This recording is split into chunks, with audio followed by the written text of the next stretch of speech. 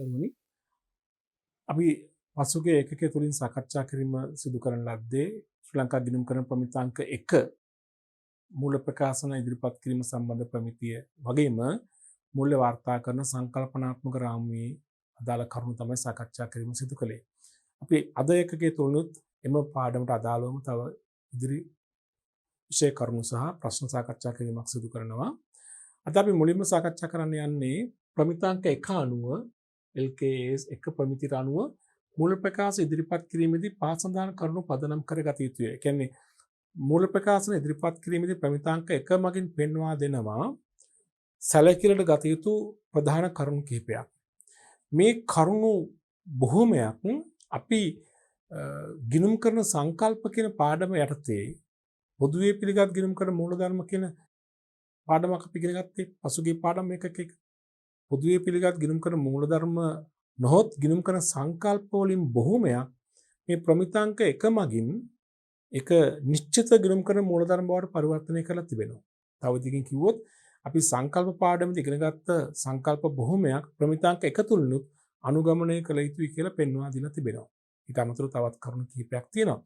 අපි අද මුලින්ම කතා කරන්න යන්නේ මූල ප්‍රකාශන ඉදිරිපත් කිරීමේදී ශ්‍රී ලංකා ගිණුම් කරන ප්‍රමිතාංක 1 LKS 1 ප්‍රමිතියට අනුව අපි පදනම් කරගත යුතු සැලකිල්ලට ගත යුතු අනුගමන යොදාගත යුතු එම කරුණු පිළිබඳව.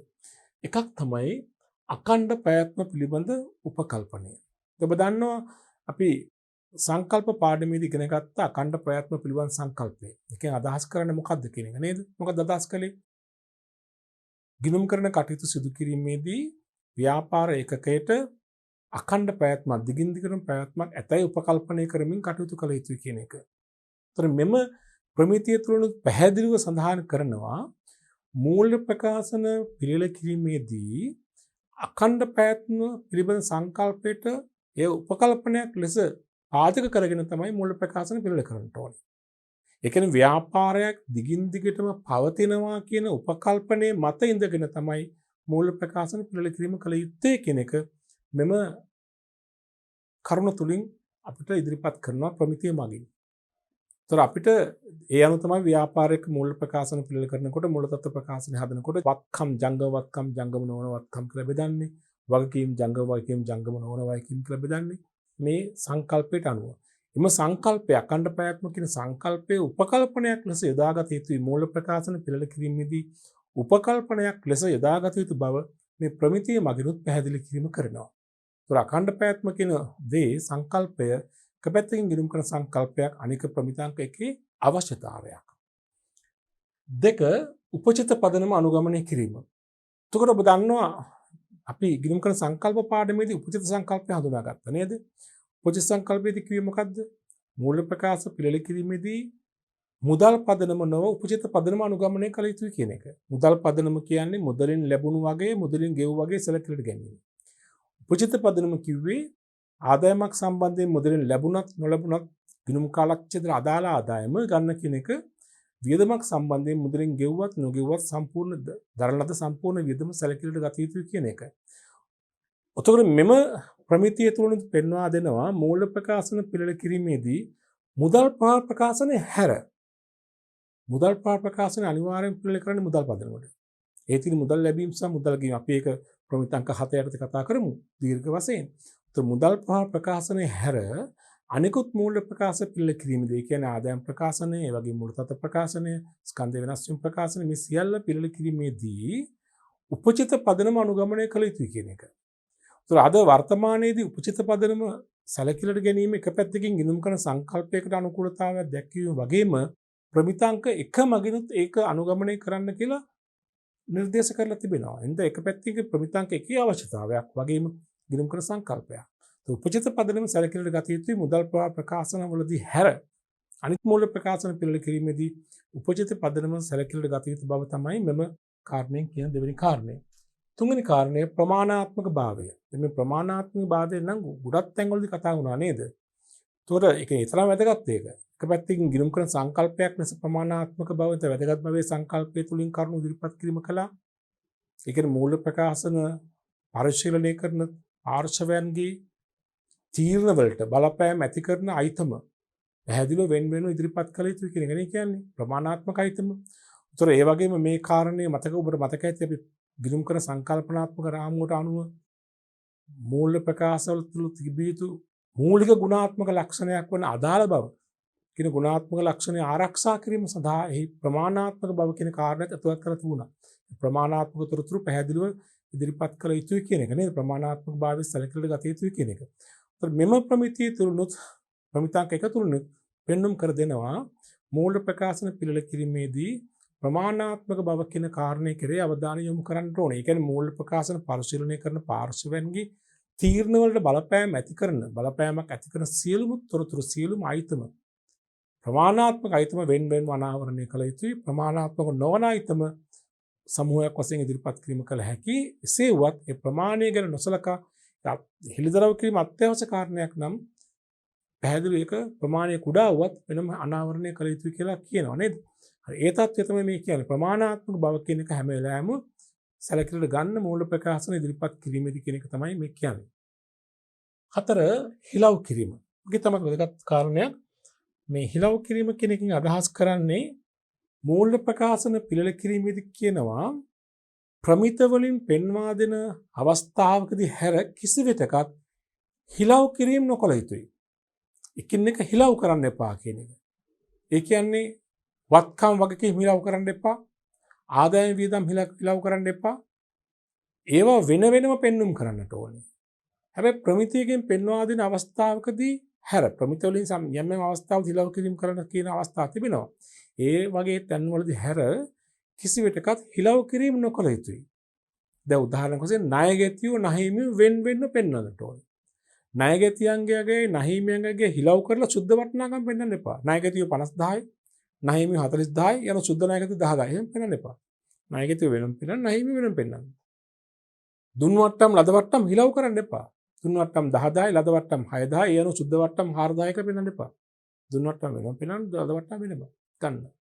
කිනුම් කරන්නේදී ගැනුම් විකුණුම් හිලව් කරන්න එපා. ගැනුම් වෙනම පෙන්වන්න විකුණුම් වෙනම පෙන්වන්න. හිලව් කිරීම නොකළ යුතුයි. හැබැයි ප්‍රමිතියකදී පෙන්වා දෙන අවස්ථාවවල හිලව් කිරීම කරනවා. දැන් උදාහරණයක් වශයෙන් අපි ව්‍යාපාරයේ දේපලක් ඉවත් කරන අවස්ථාවකදී ඒ දේපලේ ලාභය ගන්නකොට වත්කමේ අගයට හිලව් කිරීම කරන වත්කම ලැබුණු මුදල් ෂෙයා කපහැරීම් කරලා හිලව් කරලා සුද්ධ ප්‍රතිඵලය ගන්නවා. ඒ වගේ අවස්ථාවකදී හැරෙන්නට ඒක ප්‍රමිතාංක 16 මගින් පෙන්වා දෙන නිසා අපි එහෙම කරන්නේ. ඒ වගේ ප්‍රමිත මගින් පෙන්වා දෙන අවස්ථාවන් වලදී හැර හිලව් කිරීම නොකළ යුතුයි. ඒ අයිතමේ වෙන්වෙන්ව අනාවරණය කළ යුතුයි. දැන් බැංකු ගිණුම් දෙකක එක ගිණුමක බැංකු ගිණුමක වාසදායක විශේෂයක් තියෙනවා, තව ගිණුමක අයිරාවක් තිබෙනවා. ඒ දෙක හිලව් කරලා සුද්ධාගේ පෙන්වන්න එපා කියන එක කියන්නේ. බැංකුවේ වාසදායක විශේෂය වෙනම පෙන්වන අයිරාශේෂය වෙනම පෙන්වන්න කියන එක. හරිත් මේ බලන්න. ශ්‍රී ලංකා මූල්‍ය වාර්තා කරන ප්‍රමිතියක් මගින් නිර්දේශ කරන්නේ නම් හෝ එසේ කිරීමට අවසරයක් ඇත්තේ නම් හැර වත්කම් ආවකී මෙන්ම ආදායම් හා වියදම් හිලව් කිරීම නොකළ යුතුයි. කියන එක තමයි මේ කික් අදහස් කරන්නේ. ඒතර මූල්‍ය ප්‍රකාශන පරිශීලනය කරන අය දැනගන්නට ඕනේ මේ තිර අගයන් හිලව් කිරීම වලින් තොරව ලබාගත් අගයන් කියන එක. ඒකයි කියන්නේ මේ මූල්‍ය ප්‍රකාශන පිළිවෙල කිරීමේදී අනුගමනය කළ යුතු කරුණු. right? ඊළඟ කරුණ තමයි වාර්තා කරන කාල පරාසය. ප්‍රමිතාංක එකේදී පෙන්වා දෙනවා මූල්‍ය ප්‍රකාශ ගිණුම් වර්ෂයක් වැනි කාලයක් සඳහා ඉදිරිපත් කළ යුතුයි. කාලච්ඡේද සංකල්පය තුල කියනවා ඒක. ඒතර සාමාන්‍යයෙන් පොදු පරමාර්ථ මූල්‍ය ප්‍රකාශ අපි මේ විශේෂ අවධානය යොමු කරන්නේ පොදු පරමාර්ථ මූල්‍ය ප්‍රකාශ ගැනනේ. පොදු පරමාර්ථ මූල්‍ය ප්‍රකාශ ගිණුම් වර්ෂයක් වැනි මාස 12ක් වැනි කාලයක් සඳහා පිළිල කරලා ඉදිරිපත් කිරීම කරන්න ඕනේ. විශේෂ පරමාර්ථ මූල්‍ය ප්‍රකාශ සතියෙන් සතියට හරි මාසෙන් මාසට හරි මාස තුනෙන් තුනට හරි ගත්තට කමක් නැහැ. පොදු පරමාර්ථ මූල්‍ය ප්‍රකාශ අපි කතා කරලා පොදු පරමාර්ථ මූල්‍ය ප්‍රකාශ කියන්නේ මොනවද කියලා කලින්ම වසරකට වතාවක් ගිණුම් වසරකට වතාවක් කාලච්ඡේදය වශයෙන් සලකන මාස 12කට වරක් ඉදිරිපත් කිරීම කරන්න ඕනේ. කිසියම් හේතුවක් නිසා ඒ කාලේ මූල්‍ය ප්‍රකාශ ඉදිරිපත් කරන කාලය මාස 12ට අඩුවන්නේ නම් හෝ වැඩිවන්නේ නම් එසේ කිරීමට හේතුවක් එක්ක අනාවරණය කරන්න ඕනේ. ඇයි අපි මේක බුදු මාස 9කට ඉදිරිපත් කරන්නේ? ඇයි අපි මේක මාස 15කට ඉදිරිපත් කරන්නේ කියලා එහෙම වෙනවා නම් ඒකට හේතු සහිතව පැහැදිලි කිරීම එක්ක ඉදිරිපත් කරන්න ඕනේ. එහෙම නොවන්නේ නම් සාමාන්‍යයෙන් ව්‍යාපාරයක් තමන්ගේ මූල්‍ය ප්‍රකාශන වසරකට වතාවක් ගිණුම් වර්ෂයක් වෙනුවෙන් මූල්‍ය ප්‍රකාශන පිළිවෙල කිරීමක් කළ යුතු කියලා මේ ප්‍රමිතිය මගිනුත් පෙන්වා දෙනවා. ඒක තමයි තියෙන්නේ. සාමාන්‍ය වර්ෂයක් සඳහා මූල ප්‍රකාශ ඉදිරිපත් කළ යුතුයි. එසේ නොවන්නේ නම් ඊට හේතු දැක්වීම කරන්න ඕනේ. ඊළඟට මූල ප්‍රකාශ ඉදිරිපත් කිරීමේදී පිළිපැදිත තව කාරණයක් වශයෙන් හඳුනා ගන්නවා සංසන්දනාත්මක දත්ත ඉදිරිපත් කිරීම. සංසන්දනාත්මක තොරතුරු ඉදිරිපත් කිරීම. ඒකෙන් අදහස් කරන්නේ ව්‍යාපාරයක් යම් වර්ෂයක මූල ප්‍රකාශ ඉදිරිපත් කරනකොට එම මූල ප්‍රකාශනයේ සමගම පෙර වර්ෂයේ මූල ප්‍රකාශනයේ දත්තත් ඉදිරිපත් කිරීම කරන්නට ඕනේ. අපි සාමාන්‍යයෙන් ඉදිරිපත් කරන්නේ අපි හදන මූල ප්‍රකාශන එක අවුරුදු දත්ත විතරයි නෑ. වසර දෙකක ඒ අවුරුද්දේ ගිය අවුරුද්දේ. අපි මූල ආදායම් ප්‍රකාශනයේ විකුණුම් දානකොට විකුණුම් වලට ඉදිරියෙන් හරි පිටුපසින් හරි වම් පසින් හරි දකුණු පසින් හරි මේ වසරේ විකුණුම් ආදායම ගිය අවුරුද්දක කීයද? විකුණුම් පිරිවෙල මේ අවුරුද්ද කීයද ගිය අවුරුද්ද කීයද? දරලාභේ මේ අවුරුද්ද කීයද ගිය අවුරුද්ද කීයද? ඒ රාමුවට එන ඒ ආකෘතියේ වැටෙන අයිතමෙන් සියල්ලගෙම පෙර වර්ෂයේ දත්තත් ඉදිරිපත් කිරීම කරන්න ඕනේ. අපිට විභාග අවස්ථාවෙන් සදා අපි හදන මූල ප්‍රකාශවල එසේ නොකරනවා වෙන්න පුළුවන් බොහෝ වෙලාවට. නමුත් පොදු පරමාර්ථ සඳහා ඉදිරිපත් කරන මූල ප්‍රකාශන පිළිවෙල කරනකොට ඉදිරිපත් කරනකොට මේ වසරේ දත්ත සමග පෙර වර්ෂයේ දත්තත් ඉදිරිපත් කිරීම අනිවාර්යයි. ඒ අර කරන සංසන්දනය කරන්න තීරණ ගන්න පහසු වෙන්න. ඒතර මූල ප්‍රකාශන පරිශීලනය කරන්න තීරණ ගන්න පහසුයි. එතනම පේනවනේ විකුණුම් වල වැඩිවීමක් වෙලාද අඩුවීමක් වෙලාද දලලාභේ වැඩි වෙලාද අඩු වෙලාද කියලා පේනවනේ. සංසන්දනාත්මක දත්ත කියන්නේ පෙර වර්ෂයේ දත්තත් මේ වසරේ මූල ප්‍රකාශනය සමග ඉදිරිපත් කිරීම කළ යුතුයි කියන තමයි මේ කියන්නේ. මෙතන මූල ප්‍රකාශන වලින් ප්‍රවර්තන වසරේ දත්තයන් සමග පෙර වර්ෂයේ දත්ත ඉදිරිපත් කිරීම කළ යුතුයි. හැදිලා නේද? හොඳයි. ඊළඟට ඉදිරිපත් කිරීමේ සංගතභාවය. ඒ කියන්නේ මේක අතර සංගතතා සංකල්පයෙන් කියන අදහස තමයි. ඒ කියන්නේ මූල ප්‍රකාශන පිළිල කිරීමේදී යොදා ගන්නා ගිණුම් කරන ප්‍රතිපත්ති වෙනස් නොකර ඒකාකාරීව අනුගමනය කළ යුතුයි. ප්‍රමිතාංක 8 කියන වෙනස් කිරීම වලදී හැර LKS 8 ප්‍රමිතිය තුලින් ගිණුම් කරන ප්‍රතිපත්ති වෙනස් කළ හැකි අවස්ථා ගැන සඳහන් කරනවා. අපි ප්‍රමිතාංක 8 පාඩමේදී කතා කරමු මේ ගැන.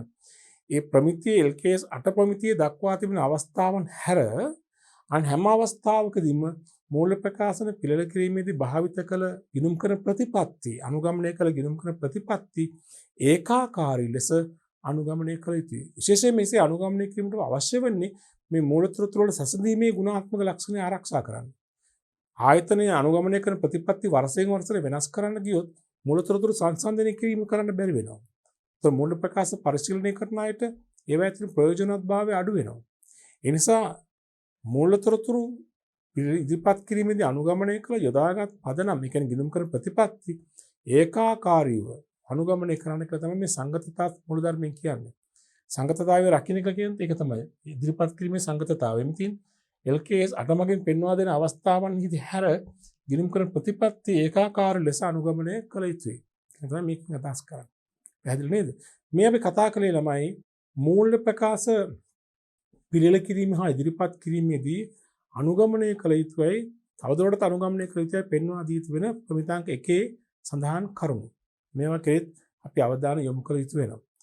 හොඳයි. අපි දැන් ප්‍රමිතාංක 1 හා ගිණුම් කරන සංකල්පනාත්මක රාමුවේ සිද්ධාන්ත කරුණු සියල්ලම දැන් අපි අධ්‍යයනය කරලා තිබෙනවා උසස් පෙළ පන්ති මට්ටමින් කතා කළ යුතු. දැන් අපි අභ්‍යාස කිහිපයක් සාකච්ඡා කරමු මේ සම්බන්ධව. මේ පාඩම් එකකට අදාළව බලන්න. අභ්‍යාස අංක 1 කෙටි ප්‍රශ්න තියෙන ඔක්කොම මොකද මේ ප්‍රමිතිය සම්බන්ධයෙන් බොහෝ විට කෙටි ප්‍රශ්න පත්‍රය තමයි වැඩිපුරම ප්‍රශ්න ඇහෙන්නේ. ලියන ප්‍රශ්න ඒ වගේම බහුවර්ණ ප්‍රශ්න, කෙටි ප්‍රශ්න, කෙටි උත්තර අපේක්ෂිත ප්‍රශ්න. 1 මූල ප්‍රකාශන පිළිල කිරීමේදී පදනම් කරනු ලබන මූලික උපකල්පනය කවරේද? දැන් මීට මොහොතකට කලින් කතා කරපු දෙයක් මතකද? මූල ප්‍රකාශන පිළිල කිරීමේදී පදනම් කරගනු ලබන මූලික උපකල්පනය. උපකල්පනයක් වශයෙන් තිබෙන්නේ මොකද්ද? ව්‍යාපාරයක් මූල ප්‍රකාශන පිළිල කිරීමේදී උපකල්පනය කළ යුතු දෙයක් තියෙනවා මොකද්ද? අඛණ්ඩ ප්‍රයත්න. ව්‍යාපාරයකට දිගින් දිගටම ප්‍රයත්නක් ඇතැයි උපකල්පනය කිරීම. අපි කෙටියෙන් කියමු අඛණ්ඩ ප්‍රයත්න කියනවත් ඇති.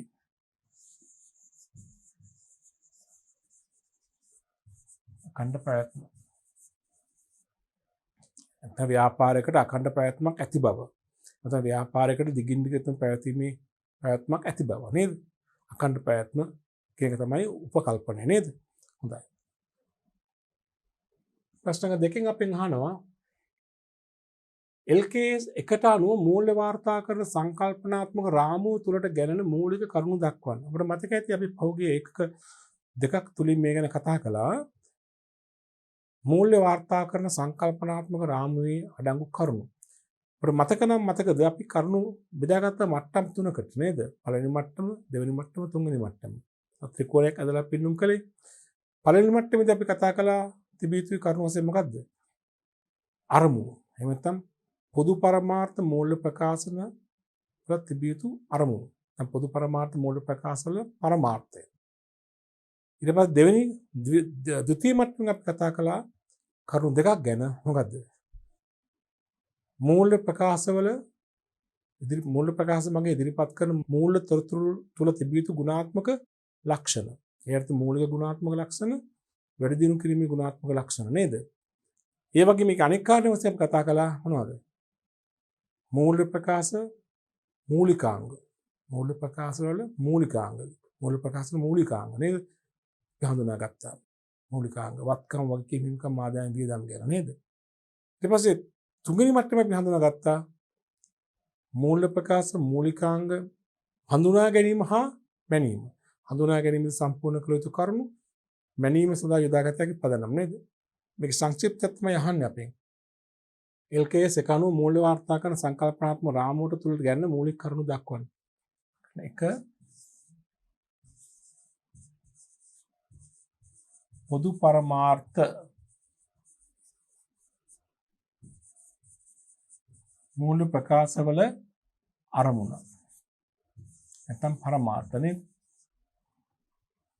දෙක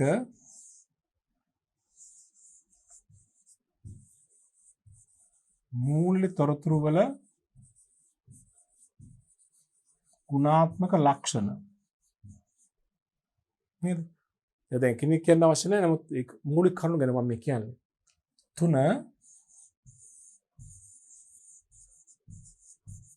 මූල්‍ය ප්‍රකාශ මූලිකාංග. ඒ අර්ථේ එක නිර්වචනය. දෙක හඳුනා ගැනීම.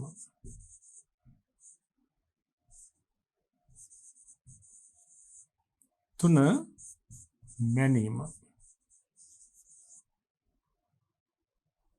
නේද? මූල්‍ය පොදු පරමාර්ථ මූල්‍ය ප්‍රකාශ අරමුණ. දැන් කියන්නේ මොකද අරමුණ කියලා? මූල්‍ය ප්‍රකාශ පරිශීලනය කරන පාර්ශවයන්ගේ ආර්ථික තීරණ ගැනීම සඳහා අවශ්‍ය කරන මූල තොරතුරු ලබා දීම. නැත්නම් මූල්‍ය ප්‍රතිඵලයේ මූල තත්ත්වය වෙනස් වීම පිළිබඳ මූල තොරතුරු ඉදිරිපත් කිරීමේ පරමාර්ථය නේද? ඉතින් අපි කතා කළා මූල්‍ය තොරතුරු වල ගුණාත්මක ලක්ෂණ. ඒ අර්ථයෙන් මම කිව්වා මූලික ගුණාත්මක ලක්ෂණ මොකද? කරුණු දෙකයිනේ. අදාළ බව හා විශ්වාසනීය නියෝජනත්වය. ඊළඟට වැඩි දියුණු කිරීමේ ගුණාත්මක ලක්ෂණ අපි කරුණු හතරක් කතා කළා. සත්‍යාපනය කළ හැකි බව, සැසඳිය හැකි බව, කාලීන බව සහ තේරුම් ගැනීම හැකියාව නැත්නම් අවබෝධ කරගත හැකි බව කියලා නේද? ඊළඟ මූල්‍ය ප්‍රකාශ මූලිකාංග අපි හඳුනාගත්ත කොටස් පහකට වත්කම්, වගකීම්, හිමිකම්, ආදායම්, වියදම් ඒවා නිර්වචනය කිරීම අපි කතා කළා 2020 පෙර පැවති නිර්වචනය සහ 2020 පසු නව නිර්වචනය කොටස් පහටම හඳුනා ගැනීම සම්පූර්ණ කළ යුතු කරුණු තුනක් තියෙනවා මම කිව්වා. නිර්වචනයට අනුකූල වීම, අනාගත ආර්ථික ප්‍රතිලාභ ව්‍යාපාරය තුළට ගලා යාම හෝ ගලා යාමේ ප්‍රවණතාවයක් තිබීම, පිරිවැය හෝ අගේ විශ්වාසනීය ලෙස මැනිය හැකි වීම. ඊපස්සේ මූල්‍ය ප්‍රකාශ මූලිකාංග මැනීම නැත්නම් මිනුම්කරණය සඳහා යොදාගත හැකි පදනම් හතරක් අපි කතා කළා. ඓතිහාසික පිරිවැය, ප්‍රවර්තන පිරිවැය, උපලබ්ධි අගය සහ වර්තමාන වටිනාකම කියන එක නේද? හොඳයි. මේ තමයි මූල්‍ය වාර්තා කරන සංකල්පනාත්මක රාමුව තුළ අඩංගු ප්‍රධාන කරුණු, මූලික කරුණු සංක්ෂිප්ත වශයෙන් නේද? හොඳයි. දැන් ඊළඟ ප්‍රශ්නය 3 නව මූල්‍ය වාර්තා කරන සංකල්පනාත්මක රාමුවට අනුව ඒ කියන්නේ 2020 ක්‍රියාත්මක වන පරිදි වත්කමක තිබිය යුතු ලක්ෂණ 3ක් ලියන්න. නැතකයි කලින් තිබුණ එකේ දැන් තිබුණ එකේ ප්‍රධාන වෙනසක් නැති වුණාට දැන් වර්තමාන තත්ත්වයන් සරල කරලා තියෙන නේද? වත්කමක තිබිය යුතු සැලකෙන ප්‍රධාන ලක්ෂණ 3ක් මොකක්ද? 1 අතීත ගනුදෙනුක සිද්ධියක ප්‍රතිඵලයක් වේ යුතුයි. ඒ වගේ මේක ආර්ථික සම්පතක් වීම, ඒ වගේම ව්‍යාපාරය විසින් පාලනය කිරීම. අර ආර්ථික සම්පතක් කියන කරුණ තුලට අර අනාගත ආර්ථික ප්‍රතිලාභ උත්පාදනය කිරීමේ හැකියාව තියෙනවා නේද? අපි කලින් විදිහට නම් කිව්වේ වත්කමක තිබිය යුතු ලක්ෂණ අතීත ගනුදෙනුවක සිදුවීමක ප්‍රතිඵලයක් වීම, අනාගත ආර්ථික ප්‍රතිලාභ ගෙනීමේ බහුවිතාවයක් තිබීම, ව්‍යාපාරය විසින් පාලනය කිරීම.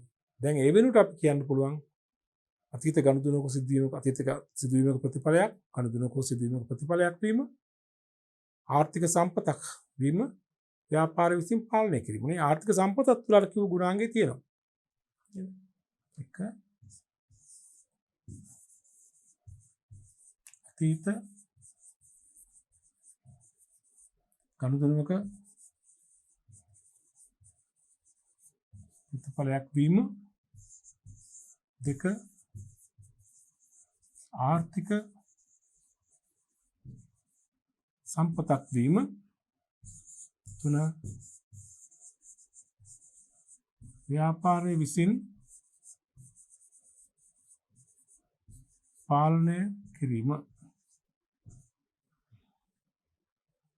ඒ වගේ මේක අහනවා වගකීමක තිබිය යුතු ලක්ෂණ තුනක් ලියන්න කියලා. වගකීමක තිබිය යුතු ලක්ෂණ තුනක් මොකද්ද? එකක් කියලා බලන්න වර්තමාන බැඳීමක් තිබීම.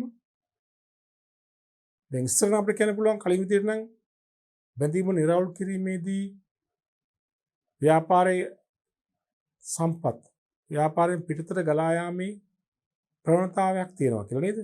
දැන් අපිට කියන්න පුළුවන් බැඳීමක් තිබීම, ඒ බැඳීම නිරවුල් කිරීමේදී ආර්ථික සම්පත් හුවමාරුවක් සිදුවීම. හුවමාරුවක් නෙවෙයි ආර්ථික සම්පතක හුවමාරුවක් වෙනවා නේද? ඒ තමයි වගකීමක ප්‍රධාන ලක්ෂණ නේද? 2020 ක්‍රියාත්මක වන සංකල්පනාත්මක රාමයේ නිර්වචන වලට අනුව වගකීමක තිබිය යුතු ලක්ෂණ තුනක් අපිට කියන්න පුළුවන්. එකක් තමයි අතීත සිදුවීමක ප්‍රතිඵලයක් වීම,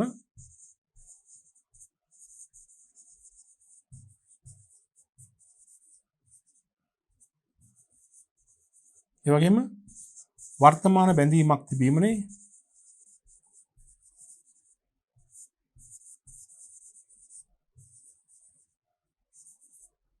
තුන බැඳීම නිරවුල් කිරීමේදී මොකද වෙන්නේ? ආර්ථික සම්පත් හුවමාරු වීම නේද?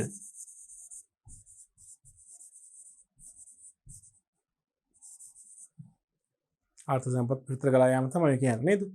මේ වගකීමක් තුළ තිබිය යුතු ලක්ෂණ. දැන් ඊළඟ ප්‍රශ්නේ බලන්න. මූල්‍ය ප්‍රකාශ උපාංග හා මූල්‍ය ප්‍රකාශ මූලිකාංග නම් කරන. දැන් මේ දෙක පටලවා ගන්න එපා. මූල්‍ය ප්‍රකාශ උපාංග සහ මූල්‍ය ප්‍රකාශ මූලිකාංග. මූල්‍ය ප්‍රකාශ උපාංග කියන්නේ මූල්‍ය ප්‍රකාශ වලට අයත් සංරචකයන්. මූල්‍ය ප්‍රකාශන සංරචක මොනවද? පහක් තියෙනනේ. ওই දෙකේම ওই පහ පහ තියෙන. ඒකයි ප්‍රශ්න තියෙන්නේ. ළමයි වරද්ද ගන්න ඒකයි. මූල්‍ය ප්‍රකාශ උපාංග කියන්නේ මූල්‍ය ප්‍රකාශ වලට අයත් සංරචකයන් පහ. මොකද්ද? මූල තත්ත්ව ප්‍රකාශනය, ආදායම් ප්‍රකාශනය, ස්කන්ධ වෙනස් වීම ප්‍රකාශනය, මුදල් ප්‍රවාහ ප්‍රකාශනය, ගිණුම් කරන ප්‍රතිපත්ති හා ගිණුම් කරන සටහන් ප්‍රකාශනය. මූල ප්‍රකාශ මූලිකාංග කිව්වම අර මූලිකාංග පහ වත්කම්, වගකීම්, හිමිකම්, ආදායම්, වියදම්. හරි. උපාංග මූලිකාංග පටලවා ගන්න එපා. උපාංග එක මූල්‍ය තත්ත්ව ප්‍රකාශනය. දෙක කාලච්ඡේදයේ ආදායම් ප්‍රකාශන. කෙටියෙන් කියමු ආදායම් ප්‍රකාශනය. දැන් විස්තර ආදායම් ප්‍රකාශනය. තුන හිමිකම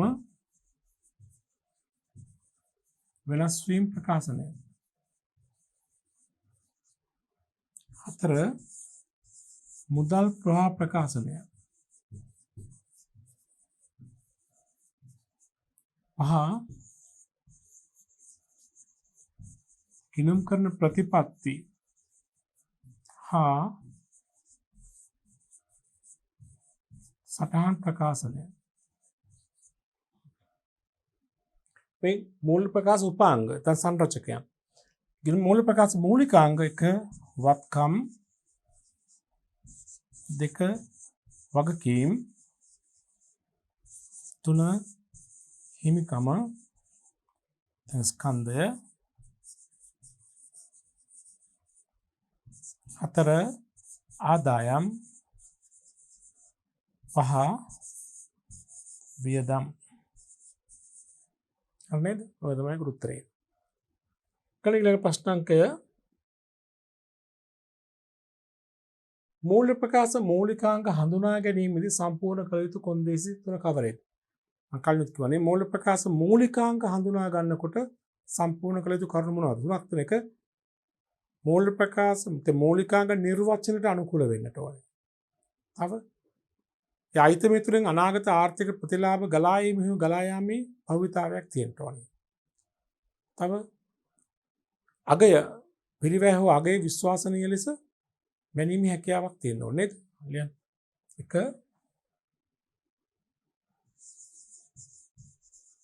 මූලිකාංග නිර්වචනයට අනුකූල වීම. දැන් නිර්වචන දීලා තියෙන එකින් එක නේද? ඒ අදාළ අයිතමය වත්කම නම් වත්කම් නිර්වචනයට අනුකූල වෙන්න ඕනේ. වගකීමක් නම් වගකීම් නිර්වචනයට අනුකූල වෙන්න ඕනේ. ආදායමක් නම් ආදායම් නිර්වචනයට අනුකූල වෙන්න ඕනේ. දෙක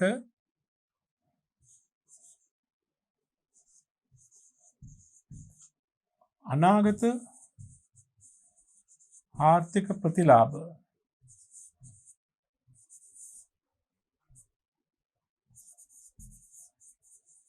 ගලා යාමේ හෝ ගලා යාමේ භවිතාවයක්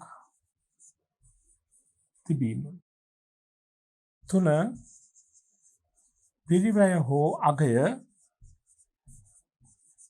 විශ්වසනීය ලෙස මැනිය හැකි වීම. අපි විස්තරාත්මකව කතා කළ පසුගිය ඒකකයේ තුලින් අධ්‍යයනය කරන්න මූලිකාංග නිර්වචනයට අනුකූල වෙන්නට ඕනි. අනාගත ආර්ථික අයිතිම තුලින් අනාගත ආර්ථික ප්‍රතිලාභ ගලා යාමක් හෝ ගලා යාමේ භවිතාවයක් තිබෙන්නට ඕනි. පිරිවැය හෝ අගය විශ්වසනීය ලෙස මැනීමට හැකියාවක් තියෙන්න ඕනේ නේද? මූල්‍ය වශයෙන් මයින් පුළුවන් වෙන්න ඕනේ නේද? හරි. 7 වෙනි ප්‍රශ්නේ බලන්න. පොදු පරමාර්ථ මූල්‍ය ප්‍රකාශවල පරමාර්ථ හෙවත් අරමුණු කවරේද? කීපතාවක් මතක් කිව්වනේ මේ එකකේ තුලින් අපි කතා කළා මොනවද? පොදු පරමාර්ථ මූල්‍ය ප්‍රකාශවල මූලික පරමාර්ථය මොකක්ද? මූල්‍ය ප්‍රකාශ පරිශීලනය කරන පාර්ශවයන්ගේ ආර්ථික තීරණවලට අදාළ වන මූල්‍ය තොරතුරු ඉදිරිපත් කිරීම. ඒ කියන්නේ කාර්ය සාධනය පිළිබඳ මූල්‍ය තොරතුරු, ඒ කියන්නේ මූල්‍ය ප්‍රතිඵලය, ලාභය ලාභය, මූල්‍ය තත්ත්වය පිළිබඳ මූල්‍ය තොරතුරු, මූල්‍ය තත්ත්වය වෙනස් වීම පිළිබඳ මූල්‍ය තොරතුරු ඉදිරිපත් කිරීම නේද? මෙහෙම ලියන්න.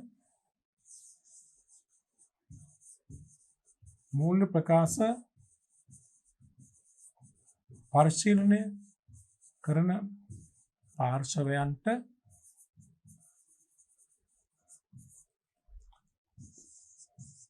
ආර්ථික තීරණ ගැනීම සඳහා ප්‍රයෝජනවත් වන මූල්‍ය තොරතුරු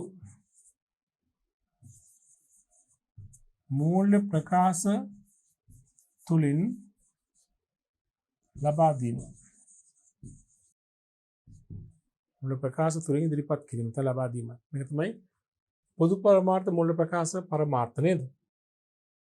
ඊළඟ ප්‍රශ්නය 8 වෙනි ප්‍රශ්නේ අහනවා මූල්‍ය වාර්තා කරන සංකල්පනාත්මක රාමුවට අනුව මූල්‍ය ප්‍රකාශ පරිශීලනය කරන මූලික පාර්ශවයන් කවරේද?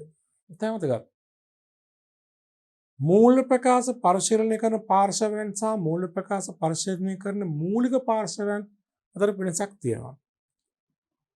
මූල්‍ය ප්‍රකාශ පරිශීලනය කරන පාර්ශවයන් කිව්වහම ව්‍යාපාරයක් කරේ ඇල්මක් දක්වන සියලුම පාර්ශවයන්.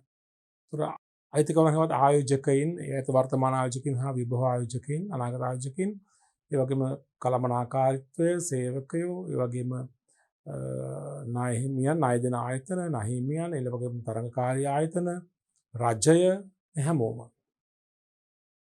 නමුත් ඔය අතරින් කොටසක් මූලික පාර්ශවයන් වෙනවා. ඔය අතරින් තමයි. ඒ අතරින් මූලික පාර්ශවයන් කියන්නේ ව්‍යාපාර ඒකකයට සම්පත් සම්පාදනය සඳහා දායක වෙලා තියෙන අය. ව්‍යාපාරයකට සම්පත් යොදවා තිබෙන අය. තමයි මූලික පාර්ශවයන් කියන්නේ. සම්පත් යොදවා තිබෙන හෝ යෙදවීමට අපේක්ෂා කරන අය කවුද? ආයෝජකයින්. වර්තමාන ආයෝජකයින්, ඒ වගේම විභව ආයෝජකයින්. අනාගතයේ මුදල් යොදවන්න අපේක්ෂා කරන අය. ඒ වගේම ණය සපයන ආයතන, බැංකු සහ මූල්‍ය සමාගම්, ණය හිමියන්. අපි සලකනවා කවුද? ව්‍යාපාරයක මූල්‍ය ප්‍රකාශ පරිශීලනය කරන මූලික පාර්ශවයන් කියලා. සම්පත් ලබා දෙන අය. හරි? තුනම ලියා ගන්න මූලික පාර්ශවයන්. හැම ලියන්න අපි ව්‍යාපාරයකට සම්පත් සම්පාදනය සඳහා දායක වූ පාර්ශවයන් මේට අයත් වේ. නිදසුන් එක ආයෝජකයින්, වර්තමාන ආයෝජකය වගේ විභව ආයෝජක ඔක්කොම right. දෙක ණය දෙන ආයතන. ණය දෙන ආයතන බැංකු මූල්‍ය සමාගම ඔක්කොම. තුන ණය හිමියන්. බහන ලබා දීමෙන් හෝ සේවා සැපීමෙන් ව්‍යාපාරයට සම්පත් ලබා දුන්න අය ණය හිමියන්. right. මෙතන මූලික පාර්ශවයන්. මූල්‍ය ප්‍රකාශ පරිශීලනය කරන මූලික පාර්ශවයන්. උනන්දු දක්වන පාර්ශවයන් කොහොම සියලුම දෙනා. ඒ අයගෙන් කොටසක් තමයි මූලික පාර්ශවයන් වෙන්නේ. පැහැදිලිද? නවය මූල්‍ය ප්‍රකාශ මූලිකාංග මිනුම් කිරීම සඳහා යොදාගත හැකි පදනම් දෙකක් සඳහන් කරන්න. අපිට මතකයේ අපි ඉගෙන ගත්තා මූල්‍ය වාර්තා කරන සංකල්පනාත්මක රාමුවට අනුව මූල්‍ය ප්‍රකාශන මූලිකාංග නැත්නම් ගිණුම් කරන මූලිකාංග සඳහා මූල්‍ය වටිනාකමක් ලබා දීම සඳහා ඒවා මිනුම්කරණය කළ හැකි පදනම් 4ක් පිළිබඳව. මොනවද?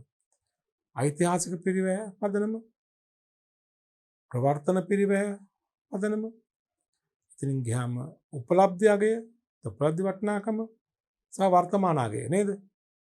හතරෙන් මෙතනින් හලන අපෙන් කියද්ද දෙකක්. يعني එකක් ඓතිහාසික පිරිවැය, දෙක ප්‍රවර්තන පිරිවැය. තවලිකුත් උපලබ්ධි අගය, වර්තමාන අගය. දෙකක් අහලා තියෙන දෙකක් නුඹ ඇති හා. හොඳයි. ඊළඟ ප්‍රශ්න අපෙන් අහලා තියෙනවා මූල්‍ය ප්‍රකාශන තොරතුරු තුළ තිබිය යුතු මූලික ගුණාත්මක ලක්ෂණ දෙකක් හා වැඩි දියුණු කිරීමේ ගුණාත්මක ලක්ෂණ දෙකක් සඳහන් කරන්න. අපිට මතකද අපි පසුගිය පාඩම් ඒකකයේ තුලින් කතා කළා දීර්ඝ වශයෙන් මූල්‍ය වාර්තා කරන සංකල්පනාත්මක රාමුවට අනුව මූල්‍ය තොරතුරු තුළ තිබිය යුතු ගුණාත්මක ලක්ෂණ. අපි වර්ගීකරණය කළා කොටස් දෙකකට මූලික ගුණාත්මක ලක්ෂණ අනික වැඩි දියුණු කිරීමේ ගුණාත්මක ලක්ෂණ කියලා නේද? මූලික ගුණාත්මක ලක්ෂණ වශයෙන් සැලකෙන ලක්ෂණ දෙකක් අපි කතා කළා. මොකද්ද? අදාළ බව අනික විශ්වසනීය නියෝජනය නේද? මූලික ගුණාත්මක ලක්ෂණ දෙකක් සඳහන් කරගෙන එක අදාළ බව, අදාළත්වය, දෙක විශ්වසනීය නියෝජනත්වය. අවුර දැනගන්න අහන්නේ අදාළ බව කියන ගුණාත්මක ලක්ෂණය සම්පූර්ණ වීම සඳහා තිබිය යුතු දේවල් මොනවද? තහවුරු කිරීමේ අගය හෙවත් ප්‍රතිපෝෂණ අගයක් තියෙන්න ඕනි. ඒ කියන්නේ ගත්ත තීරණය තහවුරු කරගැනීමේ හැකියාවක් තිබිය යුතුයි. අනික භාවිකරණ අගයක් හෙවත් පුරවකතන අගයක් තිබිය යුතුයි. කියන්නේ මූල තොරතුරු වලින් අනාගත තොරතුරු අනාගත ප්‍රතිඵල දැනගැනීමේ හැකියාව තිබිය යුතුයි. පසුගිය ප්‍රතිඵල තහවුරු කරගැනීමේ හැකියාව තිබිය යුතුයි. ඒ වගේම ප්‍රමාණාත්මක භාවය තිබිය යුතුයි. ඒ අදාළ බව කියන ගුණාත්මක ලක්ෂණ ආරක්ෂා කිරීමට. ඒ වගේම විශ්වසනීය නියෝජනත්වයේ සහ තිබිය යුතු සම්පූර්ණ කළ යුතු අනුලක්ෂණ කිහිපයක් තිබුණා. අනුලක්ෂණ මොනවද? සම්පූර්ණ බව. ඒ කියන්නේ මුළු තොරතුරු සම්පූර්ණ විය යුතුයි. ඒ කියන්නේ මුළු තොරතුරු කිසිම අඩුවක් නැතුව ඒ වගේම ව්‍යාපාරයක එකතු සිදුවෙච්ච හැම ගනුදෙනුවක් හා සිදුවීමක ප්‍රතිඵල නිසියාකාරව ඉදිරිපත් කිරීමක් කළ යුතුයි. සම්පූර්ණ බව. ඒ වගේම ඒවා මධ්‍යස්ථ භාවය නැත්නම් අපක්ෂපාත ලෙස ඉදිරිපත් කිරීමක් කළ යුතුයි. එහෙම කළොත් තමයි විශ්වසනීයත්වය රැකෙන්නේ නේද? වැඩි දියුණු කිරීමේ ගුණාත්මක ලක්ෂණ අපි 4ක් ඉගෙන ගත්තා නේද? මොනවද? දෙකක් තමයි අහලා තියෙන්නේ මෙතන. එකක් තමයි සත්‍යාපනය කළ හැකි බව. සත්‍යාපනය කියන්නේ මුල ගිණුම් කරන තොරතුරු වල සත්‍යතාවය තහවුරු කර ගැනීම හැකියාවක් තිබිය යුතුයි නේද? නික සංසන්දනය කළ හැකි බව.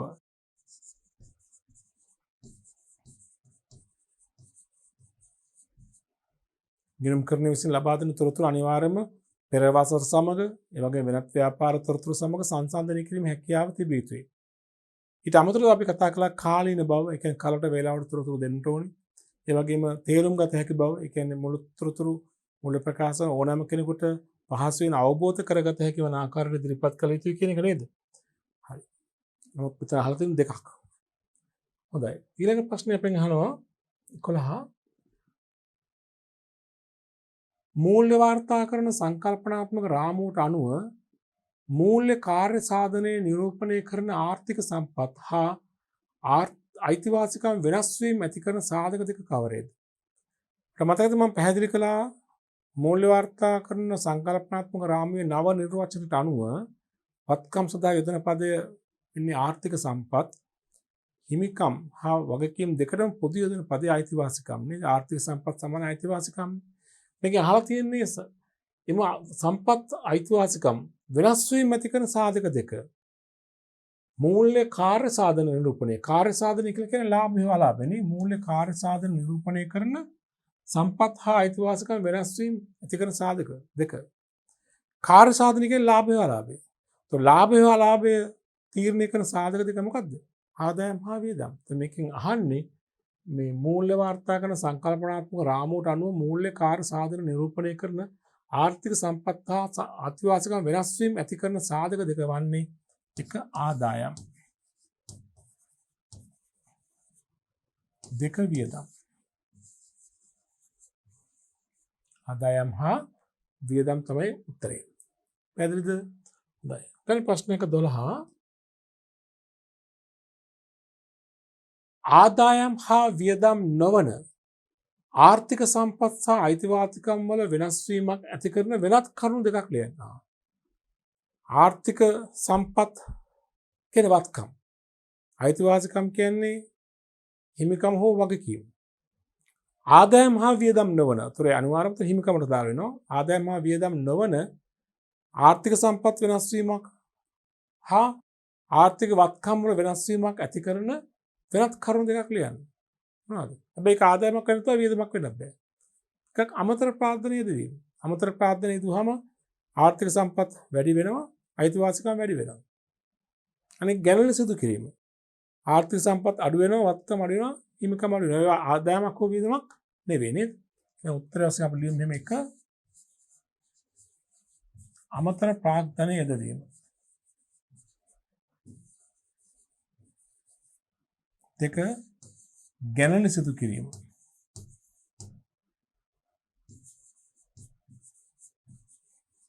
තව සමාගමක් සම්බන්ධ කිරීම කොටස් කරන ලාභාංශ ප්‍රකාශ කිරීම ගෙවීම නේද? ඔව්. කන ඊළඟ ප්‍රශ්නේ අහනවා 13 LKS එකට අනුව මූල්‍ය ප්‍රකාශන පිළිල කිරීමේදී විස්තීර්ණ ආදායම් ප්‍රකාශන ඉදිරිපත් කළ යුතුය. විස්තීර්ණ ආදායම් සඳහා නිදසුන් දෙකක් ඉදිරිපත් කරන්න දක්වන්න. එතම අපි දැන් මූල ප්‍රකාශ පිළිල කිරීම ඉතින් සමාගම් වල මූල ප්‍රකාශන පිළිල කිරීම ඊළඟ පාඩම් ඒකකයේ වශයෙන් අපි කතා කරනවා 12 වෙනි පාඩම් වශයෙන්. සමාගම් වල මූල ප්‍රකාශන ඉදිරිපත් කිරීමේදී ආදායම් ප්‍රකාශනය අපි හඳුන්වන්නේ විස්තීර්ණ ආදායම් ප්‍රකාශනය කියලා. ඒතර මේ අහන්නේ දැන් විස්තීර්ණ ආදායම් ප්‍රකාශනයට ඇතුළත් කරන විස්තීර්ණ ආදායම් දෙකක් සඳහා නිදසුන් දක්වන්න. දෙකක්. අපි දීර්ඝ වශයෙන් එන පාඩමේදී කතා කරන මේ පරිච්ඡේදයේදී නමුත් දැනට දැනගන්න දැන් අපි සාමාන්‍යයෙන් කාල පරිච්ඡේදයේ ලාභය හෝ අලාභය හඳුනාගන්නේ කාල පරිච්ඡේදයේ ආදායම් හා වියදම් ගැලපීම තුලින්. ප්‍රමිත ගිණුම් කරන ප්‍රමිත මගින් හඳුන්වා දී තිබෙන ආදායම් තිබෙනවානේ. ප්‍රමිතාංක අංක 1කින් විශේෂයෙන්ම සංකල්පනාත්මක රාමුව තුලින් හඳුන්වා දී තිබෙන ආදායම් හා වියදම් ගැලපීම තුලින් තමයි අපි විශේෂයෙන්ම ලාභය හොයාගන්නේ. නමුත් වර්තමානයේදී මූල්‍ය ප්‍රකාශනය තුළ විස්තීර්ණ ආදායම් කොටසකුත් අපි ඇතුළත් කරනවා. විස්තීර්ණ ආදායම් අපි පසුව හඳුනා ගමු දීර්ඝ වශයෙන්. විස්තීර්ණ ආදායම් වලට ගැලපෙන එන උදාහරණ වශයෙන් අපිට දක්වන්න පුළුවන් එකක් තමයි ව්‍යාපාරයේ වත්කම් ප්‍රත්‍යාකරණ ඇති වුණ ලාභ පාඩු. විශේෂයෙන්ම ලාභ. පාඩු නම් අපි කෙලින්ම අපි ලාභයට ගැලපීම් කරනවා. ඒතර අපිට කියන්න පුළුවන් මේ වත්කම් ප්‍රත්‍යාගන අතිරික්තය. වත්කම් නැවත අගය කිරීම නිසා ඇතිවෙච්ච අතිරික්තය එක විස්තීර්ණ ආදායමක්. විනිමය අනුපාත වෙනස් වීමෙන් ඇතිවෙච්ච ලාභ.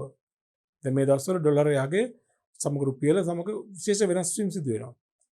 ඒවෙන් ඇති වෙන ලාභ පාඩු. අපි විස්තීර්ණ ආදායම් වශයෙන් හඳුනා ගන්නවා. ඒවා අපි ආදායම් ප්‍රකාශනයේ කාලච්ඡේදයේ ලාභය හොයාගත්තයින් පස්සේ ගැලපීම කරනවා. මේනුත් උසස් පෙළ පන්තිද අදාළ වෙන්නේ වත්කම් ප්‍රත්‍යාගන අතිරික්තයන් පමණයි. අනිත් විස්තීර්ණ ආදායම් ඔයගොල්ලන්ට පන්තිට අදාළ වෙන්නේ නැහැ. අපෙන් අහලා තියෙන විස්තීර්ණ ආදායම් දෙකක් සඳහන් දෙසුණා. එකක් මෙහෙම ලියමු. ප්‍රත්‍යාගණන අතිරික්තය. දෙක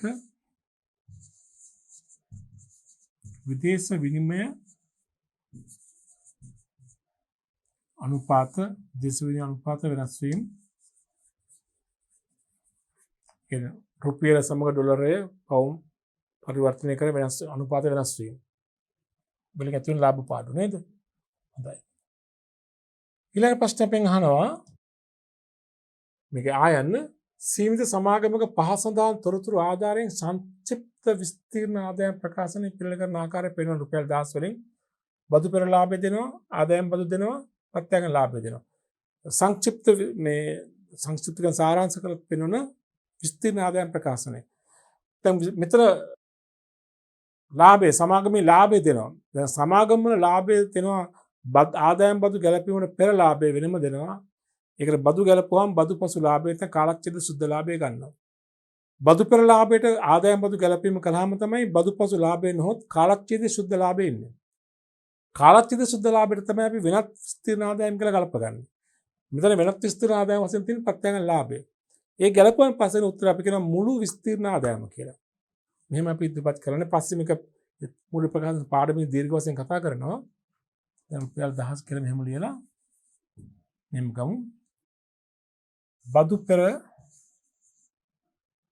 ලාභය 6000 නේ. මේක ආදායම් බදු ගලපනවා. ආදායම් බදු අනිවාර්යයෙන්ම අඩු වෙනවා. 1000ක් වෙන එක අඩු වෙනවා. දැන් උත්තරේ නම් 5000ක් වෙනවනේ. එහෙනම් බදු පෙර ලාභය 6000න් 1000ක් රජයට බදු ගෙවන්න ඕනේ. දැන් එනම් බදු පසු ලාභය නැත්නම් අපි මේ කියනවා කාලච්ඡේදයේ සුද්ධ ලාභය. කාලච්ඡේදයේ සඳහා ලාභය. කාලච්ඡේදයේ සුද්ධ ලාභය. එතෙන් බදු පසු ලාභය කියලා කියනවා. 5000 වලින්. මේකට අපි එකතු කරන වෙනත් විස්තීර්ණ ආදායම්. මේකට අපි එකතු කිරීම කරන්න ඕනේ වෙනත් විස්තීර්ණ ආදායම්. ඒ තමයි ප්‍රත්‍යක්ෂ ලාභය. වෙනත් විස්තීර්ණ ආදායම් තමයි මේක දින එකයි තියෙන්නේ. ඒ තමයි ප්‍රත්‍යක්ෂ ලාභය.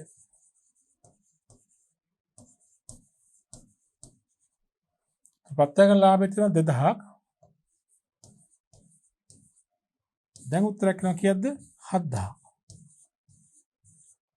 මේකට අපි කියන මුළු විස්තීර්ණ ආදායම. මෙතෙන්ද මේ කාලච්ඡේද සුද්ධ ලාභයෙන් පස්සේ කලපන දේ අපි විස්තීර්ණ ආදායම් කලපක නාමිකව දිස්සටාංක ක්‍රමෙට නෙවෙයි නාමිකව කලපීම කරන්න පෙන්눔 කිරීම සඳහා අපි ඒ ගැන දීර්ඝ වශයෙන් ඉදිරියට කතා කරමු. ତොර වෙනත් විස්තීර්ණ ආදායම් කාලච්ඡේදයේ ලාභයට කලපුව පස්සේ උත්තර ලැබ කියන මුළු විස්තීර්ණ ආදායම කියලා කියනවා. 7000. හරි නේද? මේ කැල මේ ආකාරයට තමයි ඉදිරිපත් කිරීම කරන්න ඕනේ. හොඳයි. කන ඊළඟ ප්‍රශ්න 14 මූල්‍ය ප්‍රකාශවල සීමාවන් ලෙස දැක්වේ කරුණු 4ක් උදාහරණ කරන්න. මූල්‍ය ප්‍රකාශනවල සීමාවන් ලෙස දැක්වේ කරුණු. ඒ කියන්නේ මේ ගිණුම්කරණය විසින් ඉදිරිපත් කරන මේ මූල්‍ය ප්‍රකාශන තුලින් සීමාකාරී තත්ත්වයන් සීමාකාරී සාධක කීපයක් තියෙනවා. ඌනතාවයන් කියලා කියන්න පුළුවන්. එකක් තමයි කියන්නේ මේ මූල ප්‍රකාශ තුලින් ඉදිරිපත් කරන තොරතුරු වල තිබෙන යම් අපි දුර්වලතාවයන් කියන වචනය කියනට වඩා හොඳයි සීමාවන් කියලා කියන එක.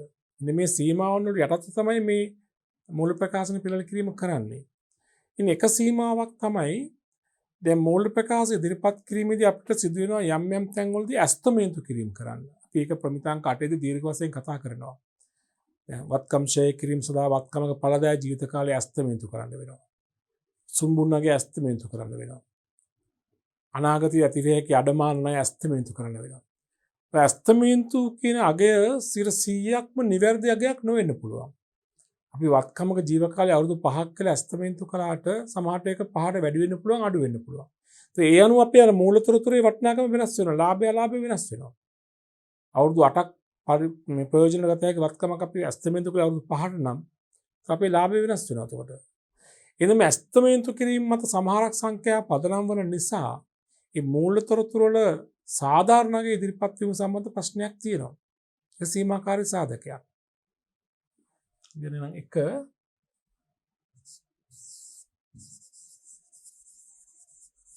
ගිණුම් කරන ඇස්තමේන්තු හා විනිශ්චයන් භාවිතය අපි ප්‍රමිතාංක 8 මේ ගැන දීර්ඝ වශයෙන් කතා කරනවා. කළමනාකරණයට සැම්යම් විනිශ්චයන් සිදු කරන අවස්ථා තිබෙනවා. හැම දේවල් තෝරා ගැනීමේදී ප්‍රතිපත්ති තෝරා ගැනීමේදී ඒ විනිශ්චයන් වල යම් අඩුපාඩු තියෙන පුළුවන්. විනිශ්චය කිරීම වල යම් අඩුපාඩු තියෙන පුළුවන්. ඒ අඩුපාඩු මත මූලතොරතුරු වල සංඛ්‍යාවල යම් වෙනස්කම් ඇති වෙන්න පුළුවන්. ඒක අපි දක්වන්නේ මූල්‍ය ප්‍රකාශ වල සීමාවන් පිළිබඳව. දෙවෙනි එක තමයි මේ මූලතොරතුරු අපි ඉදිරිපත් කිරීම කරන්නේ ඓතිහාසික පිරිවැය පදනම්ව. ඓතිහාසික පිරිවැය තමයි ප්‍රධාන වශයෙන් සැලකිලිට ගන්න. ඉතින් ඓතිහාසික පිරිවැය පදනම්ව මූල්‍ය ප්‍රකාශ ඉදිරිපත් කරනකොට ප්‍රධානම දේ තමයි මුදලේ වර්තමාන අගය. ඒවයේ වර්තමාන අගය ඉදිරිපත් නොවීම.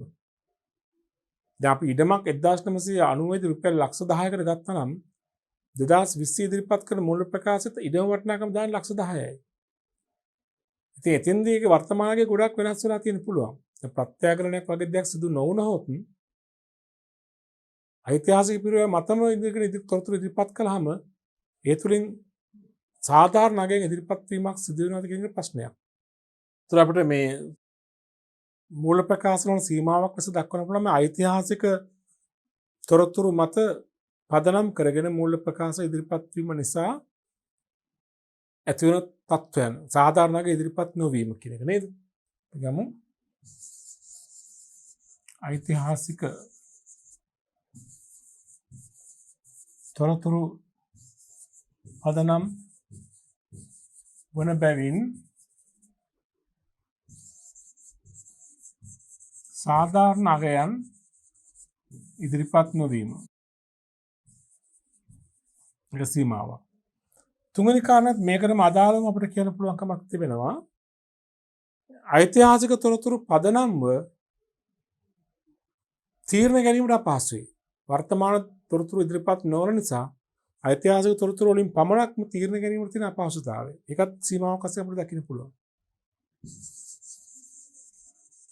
ඓතිහාසික තොරතුරු පදනම්ව තීරණ ගැනීමට ඇති අපහසුතාවය. පහසු. පැහැදිලිද? ඒ දෙකම එක වගේ පොරොන්දු දෙකක්. කලින් එකෙන් අදහස් කළේ ඓතිහාසික තොරතුරු මත ඓතිහාසික තොරතුරු ඉදිරිපත් වන නිසා මූල ප්‍රකාශ වලින් සාධාරණ අගයෙන් ඉදිරිපත් වෙන්නේ නැහැ. සාධාරණ අගයෙන් ඉදිරිපත් වෙනවද කියන ප්‍රශ්න තියෙනවා. ඊළඟ එක තමයි ඒකට සම්බන්ධම තමයි ඊළඟ කාරණාව අපිට කියන්න පුළුවන්. ඉතින් මේ ඓතිහාසික තොරතුරු මත පදනම්ම මූල ප්‍රකාශ පරිශීලනය කරන අයට තීරණ ගන්න සිදුවීම නිසා එයා යම් අපහසුතාවයකටපත් වෙනවා. මොකද වර්තමාන අගයන් ඉදිරිපත් නොවීම නිසා උද්දමනකාරී අවස්ථාවක අලුත් අගයන් වර්තමාන වෙළඳපොළ අගයන් ඉදිරිපත් නොවීම තීරණ ගැනීම වලදී ඒගොල්ලන්ට ගැටලුකාරී තත්ත්වයක් මතුවෙනවා. මේ මූල ප්‍රකාශ වල සීමාවන් නේද? තව සීමාවක් වශයෙන් අපිට කියන්න පුළුවන් දැන් මූල ප්‍රකාශ පරිශීලනය කරන අයට ආර්ථික තීරණ ගැනීමට අවශ්‍ය තොරතුරු ලබා දෙන්නේ. ඒතර මූල ප්‍රකාශ වලින් හැම වෙලාවෙම ඉදිරිපත් කරන්නේ මූල තොරතුරු විතරයි. මූල නොවන තොරතුරු ඉදිරිපත් කරන්නේ නැහැ. නමුත් අපිට කවමදාකවත් කියන්න පුළුවන් කමක් නැහැ තීරණ ගන්න අවශ්‍ය කරන්නේ මූල තොරතුරු විතරමයි කියලා. මූල නොවන තොරතුරුත් අවශ්‍යයි. ඒත් මූල නොවන තොරතුරු ඉදිරිපත් නොකිරීම මූල ගිණුම් කරන්නේ නැත්නම් මූල ප්‍රකාශවල සීමාවක් වශයෙන් අපිට දකින්න පුළුවන්. ඒතර තීරණ ගන්නා පාර්ශ්වයට මේ මූල්‍ය නොවන තොරතුරු වෙනත් ප්‍රභවයන්ගෙන් සොයා ගන්න සිද්ධ වෙනවා. මූල තොරතුරු පමණයි ගිණුම් කරන විසින් ලබා දීමක් කරන්නේ. එහෙම ලියමු. මූල්‍ය නොවන තොරතුරු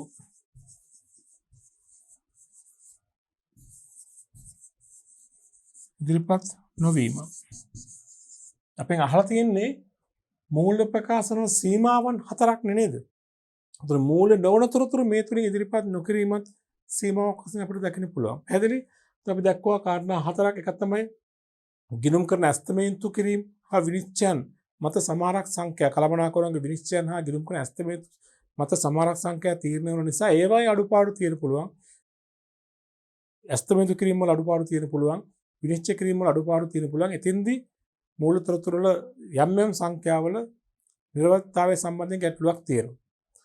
ඒ වගේම මූල ප්‍රකාශන වල ඉදිරිපත් කරන බොහෝමයක් තොරතුරු ඓතිහාසික පිරිවැය පදනම් කරන් ඉදිරිපත් වෙන්නේ ඒ තුලින් වාසියකුත් තියෙනවා. සත්‍ය තොරතුරු වීම වාසියක්, ප්‍රබල වාසියක්. නමුත් ඒ නිසා සාධාරණයෙන් ඉදිරිපත් වීම සම්බන්ධ තත් ප්‍රශ්නයක් තියෙනවා. ඒක දුර්වලතාවයක් නැත්නම් සීමාවක් වශයෙන් දකින්න පුළුවන්. අනිත් එක තමයි මූල ප්‍රකාශ පරිශීලනය කරන අයට මූල තොරතුරු ඓතිහාසික පිරිවැය තොරතුරු ඓතිහාසික පිරිවැය පදනම් තොරතුරු පදනම් කරගෙන තීරණ ගන්න සිදු වෙන නිසා ඒ අයට යම් යම් අපහසුකාරී තත්ත්වයක් ඇති වෙන්න පුළුවන්. මොකද වර්තමාන අගයෙන් ඉදිරිපත් නොවීම නිසා. ඒ වගේම මූල තොරතුරු පරිශීලනය කරන අයට මූල නොවන තොරතුරු මූල ප්‍රකාශ තුළින් හෙළිදරව් නොකරන නිසා තීරණ ගැනීම වලදී ඒකත් අවශ්‍යයක් වශයෙන් ඒගොල්ලන්ට දුෂ්කරතාවයක් වශයෙන් දක්වන්න පුළුවන්. මේ මම සඳහන් කළේ මූල්‍ය ප්‍රකාශවල සීමාවන් වශයෙන් හඳුනා ගන්න පුළුවන් කරුණු කිහිපයක්. හොඳයි. අපි ඔය ප්‍රශ්නයත් එක්ක අපි ගිණුම් කරන ප්‍රමිතාංක 1, ඒ කියන්නේ මූල්‍ය ප්‍රකාශන ඉදිරිපත් කිරීමේ ප්‍රමිතිය හා ඒකට බැඳුණු මූල්‍ය වාර්තා කරන සංකල්පනාත්මක රාමුව තුලින් අපි ඉගෙන ගත යුතු સિદ્ધාන්ත කරුණු අපි සවිස්තරාත්මකව කතා කළා උසස් පෙළ මට්ටමට අදාළව. ඔය කරුණු තව දීර්ඝ වශයෙන් කතා කරන්න පුළුවන් කමක් තිබෙනවා. නමුත් උසස් පෙළ පන්තියේදී අපේක්ෂා කරන මට්ටමට පමණයි අපි මේ කරුණු සියල්ලම අධ්‍යයනය කරනු ලැබුවේ. අපි ඊළඟ පාඩම් මේකක තුලින් කතා කරන්න බලාපොරොත්තු වෙනවා. තවත් වැදගත් ගිණුම් කරන ප්‍රමිතියක් කේස් 8 නැත්නම් ගිණුම් කරන ප්‍රමිතාංක 8 ප්‍රමිතිය පිළිබඳව කරුණු අධ්‍යයනය කරන්න බලාපොරොත්තු වෙනවා.